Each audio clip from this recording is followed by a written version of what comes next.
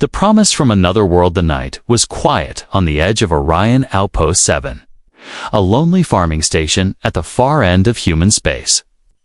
Ethan Cole stood on the porch of his small home, staring at the empty fields under the twin moons. A life here was slow, silent, and safe. He liked it that way, at least, until the light appeared. At first, Ethan thought it was just a meteor streaking across the dark sky. But the object didn't burn up. It slowed down. It turned. And then, with a low hum, it descended toward his farm. His heart thumped hard. No ships ever came here without sending a signal first. He grabbed his old plasma rifle from the wall, unsure if it even still worked. The craft landed in the middle of his field, flattening a patch of grain. Its surface was smooth silver, glowing faintly with blue lines that pulsed like veins. A hatch hissed open and a ramp slid down. From the shadows inside, a figure appeared. She was tall, her movements graceful but powerful. Her skin shimmered in the moonlight with faint golden patterns as if painted by starlight itself. Her hair, long and dark, flowed like water, and her eyes glowing silver locked onto him. Ethan froze. She wasn't human. But she wasn't here as an enemy either. When she reached the end of the ramp, she spoke, her voice soft yet certain. "I have come to claim you," she said. "They promised you to me." Ethan blinked. "What?" Her expression didn't change. "You are Ethan Cole, son of Ambassador Daniel Cole, 26 years old, the one whose name is written in the binding accord." "The what?" Ethan lowered the rifle slightly, but didn't put it away. She took a slow step forward, her silver eyes never leaving his. "The binding accord between my people, the Vyala, and yours. 24 years ago, our world stood on the edge of war. Your father came to my homeworld. He offered peace, in exchange for a promise. When I came of age, I would wed the human named in the treaty. That human is you." Ethan felt as if someone had hit him in the chest. His father had never told him anything like this. The old man had died years ago. And now this stranger, this alien was saying Ethan was her promised husband. "This is insane," he said. "You must have the wrong person." She raised her hand, and a small holographic scroll appeared, symbols glowing in alien script. But in the middle, written in both Vyala and English, was his name. Ethan Cole. His mouth went dry. "I am Lyra," she said. "First daughter of the High House of Vale. My people honor promises, Ethan Cole. And I have come across half the galaxy to claim what is mine." Ethan's instinct screamed that this was dangerous. But there was no threat in her tone, only certainty, as if she truly believed this was fate. Before he could answer, the sound of engines roared above. He looked up to see 3 dark shapes descending ships, smaller than hers, but armed. Red targeting beams swept over his house and field. Lyra's calm expression hardened. "They've found us." "Who?" Ethan demanded. "There are those who would see this union broken," she said quickly. "And they will kill you to stop it." A blast lit up the field, shaking the ground. Ethan stumbled, and Lyra grabbed his arm, pulling him toward her craft. "Come with me, now." Ethan hesitated only for a heartbeat before running up the ramp. Behind him, his home burst into flames. Inside, the ship was sleek and glowing with strange light. Lyra pressed her palm to a crystal console, and the vessel lifted off. Through the viewport, Ethan saw the attackers circling like vultures. "What's happening?" he shouted over the rising hum. "They are from a rival house," Lyra said. "If they kill you, the treaty dies, and they can take control of my people. We cannot let that happen." A beam of red energy struck the ship, making the metal groan. Lyra's hands moved quickly across the controls. "Hold on." The craft shot upward, breaking through the cloud layer. Ethan gripped the nearest railing, heart racing. He'd never left his farm, never been in a real space battle. Within seconds, they were beyond the atmosphere. Stars surrounded them, but the enemy ships were still behind, firing relentlessly. Lyra's jaw tightened, engaging warp. A deep vibration filled the air, and then the stars stretched into lines of light. The hum faded. Silence returned. Ethan exhaled, trying to catch his breath. "You just took me into space. You are safer here than on that world," Lyra said simply. "But you are not safe yet. There will be more." He stared at her, the reality sinking in. His home was gone. His life as he knew it was over. And now? A stranger from another world claimed he belonged to Herbie because of a promise his father had made decades ago. Ethan had no idea if she was telling the truth. But one thing was certain. His quiet life was gone forever. And whatever happened, next, there was no turning back. The alien brides claimed the hum of the ship's engines was steady now, a low sound that filled the cabin like a heartbeat. Ethan sat strapped into a seat beside the main control platform, still trying to understand what had just happened. Only an hour ago, he was a man with a farm and a quiet life. Now, he was in deep space with an alien woman who claimed he was her promised husband. Lyra stood in front of a wide, curved window, her silver eyes scanning the streaking light of the warp tunnel. She seemed calm, but her hands rested lightly on the handles of a blade at her hip. "You're not going to tell me you made all that up?" Ethan finally asked. She turned slowly to face him. "Humans doubt what they cannot see. You will see. Soon enough." Lyra stepped to the console and tapped a glowing panel. A shimmering image appeared in the air, a perfect 3D hologram of an ancient document. Ethan leaned forward. The alien symbols curved and swirled like flowing rivers, but in the center, in bold, glowing letters, were two words: Ethan Cole. It wasn't just his name. His date of birth was there too. His father's name, even a small portrait of him as a child, one he remembered being taken when he was barely 5 years old. His stomach twisted. "Where did you get that?" "It has been in my family's keeping for 24 years, Lyra said. "It is the binding accord. It holds the names of both sides of the promisors and mine." Ethan shook his head. "My father never told me about this. Not once." "Your father was a diplomat," Lyra replied. "He understood that sometimes, to save millions, one must give a part of themselves. He gave you his son as that part." "That's not a small thing to give," Ethan snapped. Lyra tilted her head slightly, as if his anger was strange to her. "To us, it is a great honor. A bond made between houses is sacred. The High House of Vale has protected your species for decades. Because of it." Ethan wanted to argue more, but something in her voice stopped him. She wasn't lying. At least, she didn't believe she was lying. Still, he had questions. Why now? Why come for me after all this time? Lyra's expression softened. "'Cause today, I came of age according to our customs. The treaty says I must claim you within 3 rotations of that day.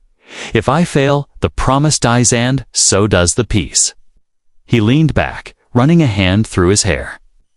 "You talk about this like it's fate. It is more than fate," she said. "It is law. And I have dreamed of this day since I was old enough to read the accord." Her words caught him off guard. She wasn't acting like someone following orders. She seemed sincere. Before Ethan could respond, the ship's console beeped sharply. Lyra's face hardened. "We are being tracked." Ethan's eyes darted to the display. Several red dots blinked on the edge of a holographic map. "They're still following us?" he asked. "Not the same ships," Lyra said. "Another group. So will not stop, Ethan Cole. You are more valuable than you know. To kill you would break the treaty. To take you would give another house power over mine." The idea of being valuable made Ethan uneasy. Valuable things got stolen or destroyed. The red dots grew closer. Lyra moved quickly, pressing her hand to the wall. A panel slid open to reveal a narrow doorway. "Come." He followed her into a long corridor, the metal walls etched with faint golden lines that pulsed. With light, they reached a small chamber where alien crew members were waiting. Their eyes flicked to Ethan, some full of curiosity. Others with something colder - resentment. One, a tall male with pale blue skin, stepped forward. "This is the human." His voice dripped with disbelief. "This is the promised," Lyra said. Firmly, the alien's gaze raked over Ethan. "A fragile creature. Do you think he can stand as your equal, my lady?" Ethan opened his mouth to answer, but Lyra's tone cut through the air like a blade. "He is not my equal. He is my chosen." Crew member looked away, but Ethan caught the flash of anger in his eyes. He didn't need Lyra to tell him there were some here who would rather see him dead. Lyra moved to stand beside him, a silent wall of protection. "Stay close to me," she murmured, low enough that only he could hear. "If anyone challenges you, they challenge me." The ship jolted suddenly, throwing Ethan against the wall. An alarm wailed. "We've been pulled out of warp." One of the crew shouted. Lyra's eyes narrowed. "They have a gravity snare." The view outside shifted. The warp tunnel faded, replaced by the cold black of normal space. And there, ahead, was a massive vessel shaped like a predator's jaw, its weapons glowing with heat. Ethan's pulse pounded in his ears. "Let me guess, they're not here to say hello." "No," Lyra said calmly, drawing her blade. "They are here to claim what is mine." She turned to him, her voice a fierce whisper. "Stay behind me, Ethan Cole. I will not let them take you." Outside, the enemy ship began to launch small attack crafts. The deck shook with the first impact. The crew scrambled to battle stations. Ethan gripped the edge of a console, his mind spinning. He still didn't fully understand why this woman was willing to fight for him, but in that moment, with her standing between him and danger, he believed she meant every word. And for the first time, he began to wonder if maybe, just maybe, his life had never been as simple as he thought. The first attack, the first blast, rocked the ship so hard that Ethan stumbled forward, grabbing a railing to keep from hitting the floor. Red light flashed across the control room, alarms screaming in an alien language he didn't understand. The deep, metallic groan of the ship made it sound like a living creature in pain. "Shields at 62%. A crew member shouted. From a glowing panel, Lyra didn't flinch. Her silver eyes locked on the massive, predator-shaped vessel ahead of them. "Evasive pattern Delta 6, she commanded. Her voice was calm, but the grip on her blade was tight. Ethan's heart was hammering. He wasn't a soldier. He wasn't even good at fixing tractors without hurting himself. Now he was in the middle of a space fight that could get him killed in seconds. Another blast slammed into the left side of the ship, and sparks rained from the ceiling. The alien crew worked fast, moving like they'd been trained for this all. Their lives, but Ethan could see it, whoever was attacking them was stronger. Lyra turned to him, her face unreadable. "You stay here. Do not leave this chamber." "Wait," Ethan said. "You're going out there?" Her eyes softened slightly, but only for a moment. "If I don't, they will board us, and you will be taken. And if you are taken, everything is lost." Before he could argue, the ship jolted again, this time a deep thud that didn't feel like a long-range weapon. Ethan realized what it meant. "They're attaching to us, aren't they?" "Yes," Lyra said, her voice turning sharp. "They intend to breach." The crew scrambled, sealing doors and arming themselves.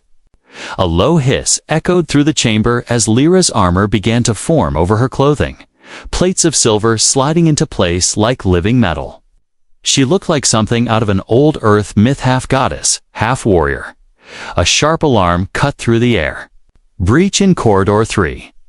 Someone shouted. Lyra moved toward the door without hesitation, but Ethan followed her. "I told you to stay," she said, glancing over her shoulder. "And I told you, I'm not just going to sit here while someone's trying to kill me," Ethan replied, his voice louder than he expected. For a second, something flickered in her expression approval.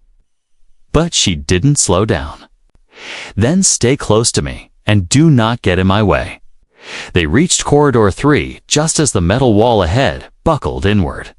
With a burst of sparks, it tore open and 3 enemy soldiers spilled through. They were taller than Lyra, with sharp, angular armor and glowing red visors that made them look more like machines than living beings. One of them spotted Ethan immediately and raised a weapon. Lyra moved faster than his eyes could follow, slashing the weapon in half with a clean strike of her blade. The enemy stumbled back, hissing in pain as sparks burst from his armor. Another soldier lunged at her from the side, but Ethan reacted. Without thinking, he grabbed a loose piece of piping from the wall and swung it hard into the soldier's helmet. The blow didn't knock the alien down, but it was enough to give Lyra an opening. She drove her blade through the gap in his armor, sending him collapsing to the floor. The last soldier tried to retreat, but Lyra hurled a small glowing disc that stuck to the soldier's chest. A heartbeat later, it exploded in a burst of light, sending the attacker flying backward into the torn wall. The corridor went silent, except for the crackle of damaged panels. Ethan stood there, breathing hard, the pipe still in his hand. Lyra looked at him, her silver eyes scanning his face. "You fought." Ethan shrugged, trying to play it off even though his hands were shaking. "You said not to get in your way. You didn't say I couldn't help." A small, almost hidden smile touched her lips. "Perhaps you are not as fragile as I thought." Before he could reply, the ship shuddered again. A crew member's voice came over the comm. "2 more boarding parties incoming." Port side. Lyra started toward the next corridor, but this time she tossed something to Ethan, a small, sleek weapon shaped like a pistol, but glowing faintly with blue light. "Point and squeeze the trigger," she said. "It will only fire when aimed at a hostile. Try not to point it at me." He caught it awkwardly, glancing down at it. "This is insane." "This is survival," she corrected, already moving. The next few minutes were chaos. Ethan and Lyra moved through the ship's twisting halls, intercepting enemy soldiers before they could reach the control deck. Lyra fought with fluid, deadly precision, every move designed to protect him while striking down their attackers. Ethan wasn't a marksman, but the weapon she gave him was intuitive. Twice, he saved her from being shot in the back. By the time the last boarding party was thrown back into space, Ethan was panting, sweat dripping down his forehead. The halls smelled like scorched metal and ozone. Back on the control deck, the crew cheered as the enemy ship broke off pursuit, retreating into the dark. The ship's shields were low, the hull was scarred, but they were alive. Lyra stood beside him, watching the enemy vanish. "You did well," she said quietly. "I hit things and didn't die," Ethan said. "That's something, I guess." "It is more than something," she replied, her voice soft but firm. "You fought beside me. That means more to my people than you know." As they stood there, breathing in the silence after battle, Ethan realized something. The look in Lyra's eyes wasn't just respect, now it was trust. And for some reason, that mattered to him more than it should have. Secrets of the treaty of the journey after the battle felt different. The hum of the engines was softer now. Steady, almost comforting. Ethan sat by the viewport, staring at the endless sea of stars. His hand still ached faintly from gripping the alien pistol. But his mind was on something else, the look in Lyra's eyes after the fight. She had trusted him. That was new. And dangerous. Lyra stepped onto the deck, no longer in battle armor. Instead, she wore flowing dark blue fabric trimmed with gold, the patterns shifting slightly as she moved. She looked less like a warrior now, and more like royalty. "We will arrive at Velterin within the hour," she said, taking the seat across from him. "Velterin?" he asked. "My homeworld," she replied, watching his expression. "It is time you saw the place that has been tied to your fate since before you could walk." Ethan leaned back. "You talk like this was always going to happen." "It was," she said simply. "That is the way of the Accord." He let out a humorless laugh. "I still don't understand why my father agreed to this. I mean, we're talking about handing me over like a trade good." Lyra's gaze didn't waver. "Your father was a man who saw the bigger picture. 24 years ago, the Vale and the Terrans were on the edge of annihilation. Now one spark, one insult, and the skies would have burned. The Accord was not just a promise, it was a shield. My father offered his daughter. Your father offered his son. The union was meant to bind our worlds so tightly that war would be unthinkable." Ethan's jaw tightened. "And no one thought to ask me if I was okay with it?" Lyra tilted her head. "In my culture, the will of the house outweighs the will of the child. You and I were born into this duty." The word stung, but before Ethan could argue more, the ship's console chimed. A shimmering projection filled the cabin veiled. ORIN, it was breathtaking. Massive floating cities glided above oceans that shimmered like molten silver. Towers of crystal and stone curved into the sky, connected by bridges that looked too delicate to hold weight. Bright-winged creatures soared between spires, and the horizon glowed with the soft pink light of twin suns. Ethan found himself leaning closer to the image. "That's incredible." A faint smile touched her lips. "It is home." The ship descended through the atmosphere, the windows filled with the glitter of the floating city's reflection on the sea below. As they approached the docking platform, Ethan noticed something: Nalian soldiers in ceremonial armor lining the walkway. Each wore a crest shaped like a curved flame. "They're here for you," he asked. "They're here for us," Lyra corrected. "The Accord is not just lit, is spectacle. Every noble house will want to see the promised human for themselves." The ramp lowered, and warm air carrying the scent of some sweet spice washed over Ethan. As they stepped out, a hush fell over the crowd. Dozens of eyes, glowing in shades of silver and gold, studied him, some with curiosity, others with clear disdain.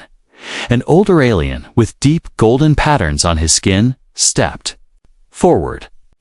His robes shimmered like molten metal. "First daughter," he said to Lyra, bowing slightly. Then his gaze shifted to Ethan. "So, this is the human." "This is Ethan Cole," Lyra said, her tone respectful but firm. The older man's eyes narrowed slightly. "Fragile looking. Let us hope he is stronger than he appears." Ethan bit back a reply, deciding this wasn't the place to pick a fight. They were led through a grand hall of white stone, veined with silver. Strange glowing orbs floated near the ceiling, casting soft light over intricate murals. Ethan noticed one massive mural showing Tefigursa, Veil Woman and a human man standing together as their worlds circled behind them. "That's the Accord?" he asked quietly. "Yes," Lyra said. "Your father stood where you stand now in this hall, the day he sealed the promise." They entered a smaller chamber, where the walls shimmered faintly as if alive. Lyra dismissed the guards and gestured for Ethan to sit. "It is time you saw the truth," she said. She touched the center of the table, and the surface rippled, projecting a detailed scene. Ethan saw his father young, in a crisp, diplomatic uniform, standing opposite a tall Veil ruler who bore a striking resemblance to Lyra. Between them was the Accord document, glowing with alien script. But what caught Ethan's eye wasn't the signing. It was the background. Behind his father stood a fleet of damaged human ships, smoke rising from their hulls. Behind Lyra's father stood Veil warships, weapons charged. This wasn't just politics, Ethan said slowly. This was right after a battle. Lyra nodded. Your father came here to negotiate surrender. My father refused surrender, but offered alliance. The cost was the accord. You and I. Ethan stared at the projection, his chest tight. His father hadn't just made a deal. He'd given away his own son to stop humanity from losing everything. Before he could say anything more, the chamber doors slid open. A young Veil guard stumbled in, breathless. My lady, he said urgently, there has been an attempt. The human's life. Ethan shot to his feet. What? The guard nodded. A blade was found under his bedding in the guest quarters. Coated with toxin, Lyra's expression turned to stone. She didn't even glance at Ethan as she issued her order. Seal the palace. No one leaves until we find who did this. Her voice was calm, but Ethan could hear the steel beneath it. The enemy wasn't just outside anymore, they were here, among her own people. And now, he wasn't just the promised husband, he was the target. A bond in danger, the heavy doors of the chamber slammed shut behind the guard, sealing the room. Ethan stood frozen, his mind spinning with the words, attempt on your life. A poisoned blade. In his bedding. On the first night he'd ever set foot on Lyra's homeworld. Lyra's silver eyes were sharp now, scanning the corners of the room as if the assassin might still be lurking in the shadows. Her voice was cold and precise. You will not return. To the guest quarters, you will remain where I can see you. Ethan exhaled slowly. You think someone on your staff did this? Her gaze didn't waver. I know someone did this, and that someone had help. The tension in her voice made it clear this wasn't just a random attack. It was personal. 2 guards in black ceremonial armor entered the chamber, each carrying a long weapon tipped with a curved blade. They bowed deeply.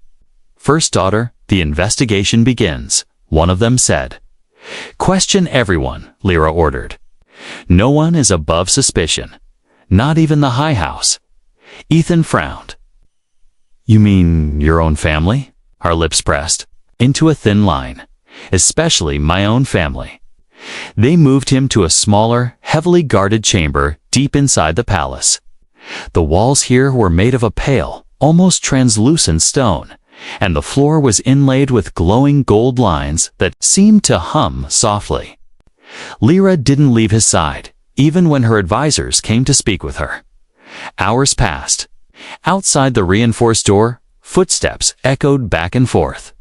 Inside, the air was thick with unspoken questions.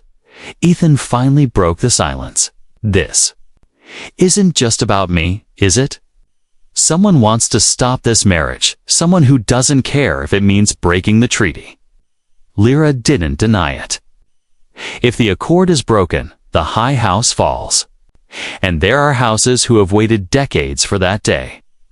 He studied her face. And you? Do you even want this marriage?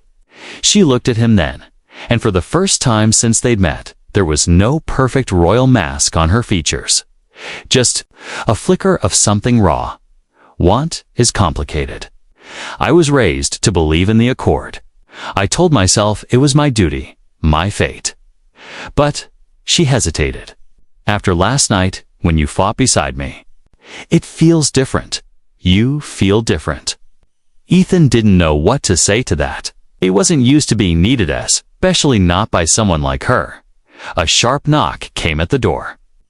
A guard entered with a small metallic box, setting it on the table between them.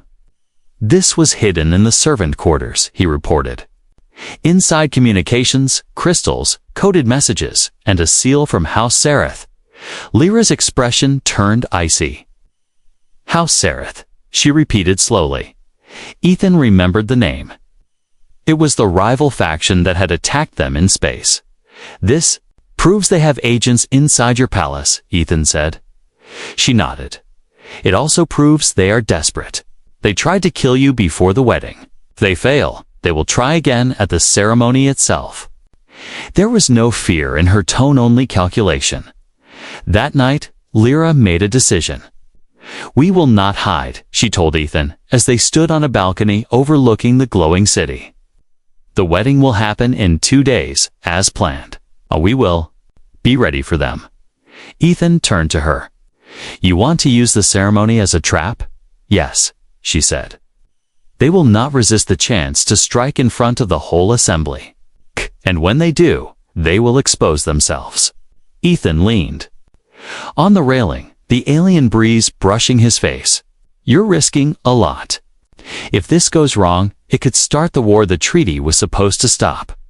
She met his gaze steadily. "That is why I need you to stand beside me, not as a hostage of fate, not as a reluctant groom, as my ally." He hesitated, then nodded. "All right, but if we're doing this, I'm not just going to stand there looking pretty while assassins shoot at me. I want to be prepared." Her lips curved into the faintest smile. "Then you will train." The next morning, Eth was taken to the palace's inner training hall, a vast chamber with glowing floor grids and floating orbs that projected holographic enemies. Lyra was already there, wearing light combat armor. "You learn fast," she said, tossing him a compact plasma sidearm. "But this time, I will teach you how to survive when the enemy is close enough to touch." For the next hours, she drilled him in the basics: how to deflect a strike with the alien blade she placed in his hands, how to stay balanced on the moving floor panels, how to read the faint shift in an opponent's stance before they attacked. Ethan was sore, sweating, and more exhausted than he'd ever been on his farm. But with each passing hour, his movements became sharper, more controlled. At one point, he caught her off guard with a feint and tapped the side of her armor with the blade. She stopped, looking at him with something that might have been pride. "You may not be Vale," she said softly, "but you are learning to fight like one." That evening, over a meal in the guarded chamber, they spoke again, this time without the weight of politics pressing quite so heavily between them. "I keep thinking about my father," Ethan said. "I used to think he just left me with a quiet life. Now I realize he left me with a responsibility I didn't ask for." Lyra's voice was quiet. "We both carry the choices of our fathers, but what we do with them, that is ours alone." For the first time, Ethan didn't feel like just a name on a treaty. He felt like a player in something far bigger, something he could shape. As they finished eating, Lyra set her cup down. 2 days from now, they will try to take everything from us. But I will not let them." Ethan looked into her silver eyes. "Neither will I." Outside the palace, in the shadow of the floating city, a cloaked figure knelt before a communicator. "The human is under heavy guard." The voice on the other end said, "Do you have another plan?" The cloaked figure's lips curled. "Yes. The wedding itself will be his last moment alive."